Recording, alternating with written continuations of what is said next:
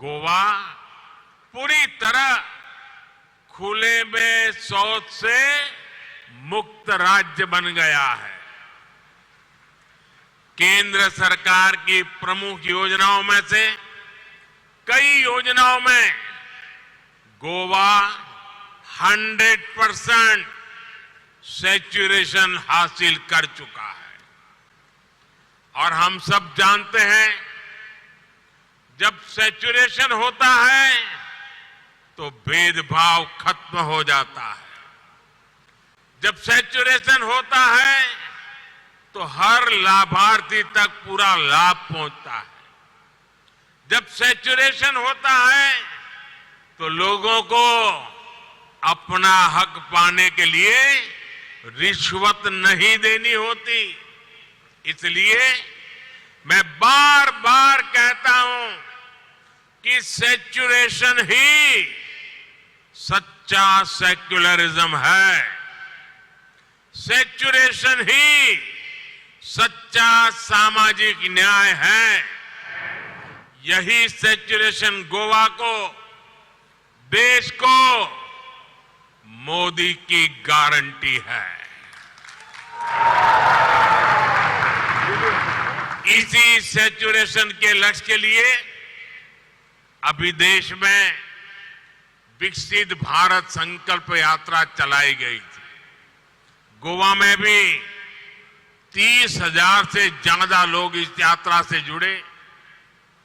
जो कुछ लोग सरकार की योजनाओं से अब भी वंचित रह गए थे, उन्हें भी मोदी की गारंटी वाली गाड़ी से बहुत लाभ मिला है। भाई और बहनों, कुछ दिन पहले जो बजट आया है उसमें भी सैचुरेशन के, गरीब से गरीब सेवा के हमारे संकल्प को मजबूती दी है। आप जानते हैं कि हमने 4 करोड़ गरीब परिवारों को पक्का मकान देने का लक्ष्य पूरा कर लिया। अब हमारी गारंटी है कि 2 करोड़ और परिवारों को घर बना करके देंगे।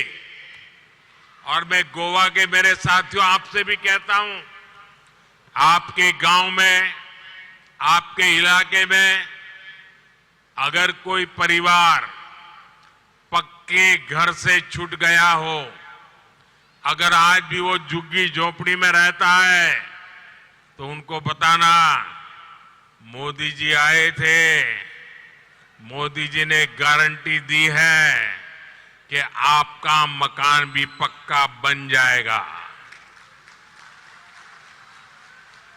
इस बजट में पीएम आवास योजना के तहत इसके विस्तार की घोषणा की गई है। हमने 5 लाख रुपए तक के मुफ्त इलाज की सुविधा देने वाली आयुष्मान योजना का भी विस्तार किया है। अब आशा वर्कर और आंगनवाड़ी वर्कर्स को भी मुफ्त इलाज की गारंटी मिल गई है। साथियों, इस बजट में हमारे मछुआरे साथियों पर भी बहुत ध्यान दिया गया है। मत्स्य संपदा योजना के तहत मिलने वाली मदद अब और बढ़ाई जाएगी। इससे मछुआरों को अधिक सुविधा और साधन मिलेंगे। इससे सी फूड के एक्सपोर्ट में बहुत बड़ी वृद्धि होगी और मछुआरों को ज्यादा पैसा मिलेगा। ऐसे प्रयासों से फिशरीज के सेक्टर में ही लाखों नए रोजगार बनने की संभावना है। साथियों, मछली पालकों के हित में जितना काम हमारी सरकार ने किया है, उतना किसी ने पहले नहीं किया। हमने ही मछली पालकों के लिए अलग मिनिस्ट्री बनाई, अलग मंत्रालय बनाया। हमने ही मछली पालकों को किसान क्रेडिट की कार्ड की सुविधा दी। हमारी सरकार ने मछली पालकों की बीमा राशि को 1 लाख रुपए से बढ़ाकर 5 लाख कर दिया है। उनकी नावों को आधुनिक बनाने के लिए हमारी सरकार सब्सिडी भी दे रही है।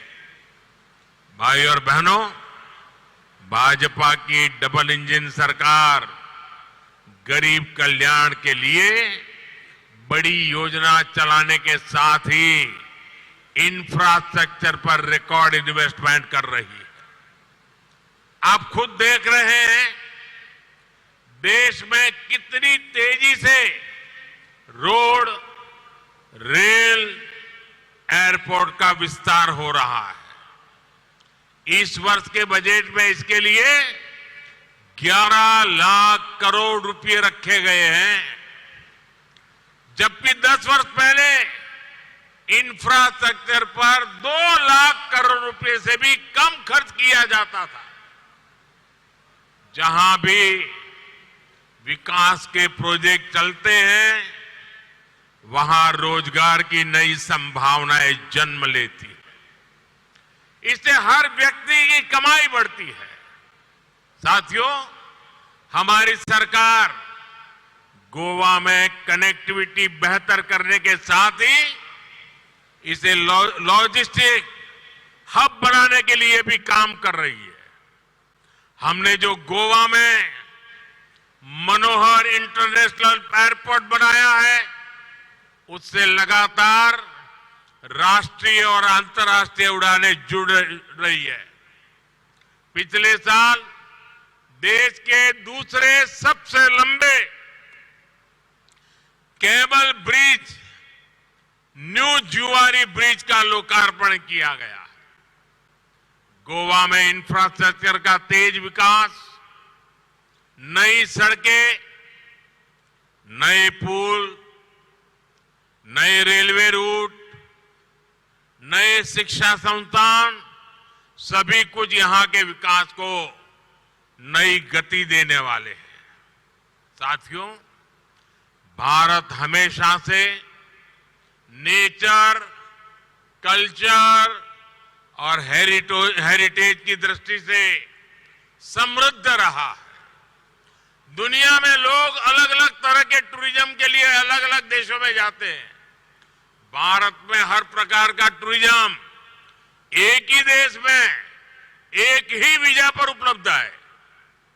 लेकिन 2014 से पहले जो सरकार देश में थी, उसने इन सभी पर इतना ध्यान नहीं दिया। पहले की सरकारों में पर्यटक स्थलों के विकास के लिए, हमारे समुद्री किनारों के विकास के लिए, द्वीपों के विकास के लिए कोई विजन नहीं था। अच्छी सड़कों, अच्छी ट्रेनों और एयरपोर्ट की कमी के कारण अनेक पर्यटक स्थल गुमनाम रहे। बीते 10 वर्षों में से ये सारी कमियां हमने दूर करने का प्रयास किया। गोवा की डबल इंजन सरकार भी यहां पर्यटन की संभावनाओं को विस्तार दे रही है। हमारा प्रयास है कि गोवा के अंदरूनी इलाकों में इको टूरिज्म को बढ़ावा मिले। इसका फायदा सीधे उन इलाकों में रहने वाले लोगों को होगा। जब गोवा के गांवों में पर्यटक पहुंचेंगे तो वहां रोजगार के ज्यादा अवसर तैयार होंगे। पणजी से रीस मगोस को जोड़ने वाला रोपवे बनने के बाद यहां पर्यटकों की संख्या और बढ़ेगी। इस प्रोजेक्ट के साथ आधुनिक सुविधाएं भी डेवलप की जाएगी। Food court, restaurant, waiting room समेत कई तरह की सुविधाएं होने से ये गोवा में आकर्षण का नया केंद्र बन जाएगा। साथियों, हमारी सरकार अब गोवा को एक नए प्रकार के टूरिस्ट डेस्टिनेशन के रूप में भी विकसित कर रही है। ये है कॉन्फ्रेंस टूरिज्म। आज सुबह ही मैं इंडिया एनर्जी वीक के इवेंट में था। गोवा में G20 की भी कई महत्वपूर्ण बैठकें हुई है। गोवा ने बीते सालों में बड़ी बड़ी डिप्लोमेटिक मीटिंग को भी होस्ट किया है। World table tennis championship, world beach volleyball tour, FIFA under 17 women football world cup, 37वें नेशनल गेम्स, इन सभी का आयोजन भी गोवा में हुआ है। ऐसे हर इवेंट से पूरी दुनिया में गोवा का नाम और गोवा की पहचान पहुंच रही है। आने वाले सालों में डबल इंजन सरकार गोवा को ऐसे आयोजनों का बड़ा सेंटर बनाने जा रही है। और आप भी जानते हैं, ऐसे हर आयोजन से गोवा के लोगों को रोजगार मिलता है, यहां के लोगों की आमदनी बढ़ती है। साथियों, गोवा में नेशनल गेम्स के लिए जो आधुनिक स्पोर्ट्स इंफ्रास्ट्रक्चर यहां विकसित किया गया है, वो भी यहां के स्पोर्ट्स पर्सन और एथलीट्स को बहुत मदद करेगा। मुझे बताया गया है कि जब गोवा में विकसित भारत संकल्प यात्रा चल रही थी, तो उस दौरान नेशनल गेम्स में हिस्सा लेने वाले गोवा के खिलाड़ियों का सम्मान भी किया गया था। मैं गोवा के ऐसे हर युवा खिलाड़ी को फिर से बधाई देता हूं। और साथियों, जब खेलों की इतनी बात हो रही है, तो गोवा के फुटबॉल को कौन भूल सकता है। आज भी गोवा के फुटबॉल खिलाड़ी, यहां के फुटबॉल क्लब देश और दुनिया में अपनी पहचान रखते हैं। फुटबॉल जैसे खेल में अमूल्य योगदान के लिए गोवा के ही ब्रह्मानंद संखावकर जी को हमारी सरकार ने 2 साल पहले पद्म पुरस्कार से सम्मानित किया था। आज हमारी सरकार खेलो इंडिया के माध्यम से यहां फुटबॉल सहित अनेक खेलों को आगे बढ़ा रही है। साथियों, स्पोर्ट्स और टूरिज्म के अलावा पिछले कुछ वर्षों से गोवा की एक और पहचान देश भर में बनी है। हमारी सरकार गोवा को एक बड़े एजुकेशन हब के रूप में प्रमोट कर रही है। यहां के कई संस्थान देश भर के स्टूडेंट्स के लिए ड्रीम इंस्टीट्यूट बन गए हैं।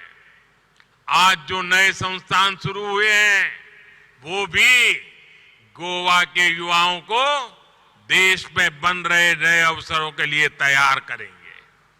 युवाओं के लिए भी हमारी सरकार ने बजट में एक महत्वपूर्ण ऐलान किया है।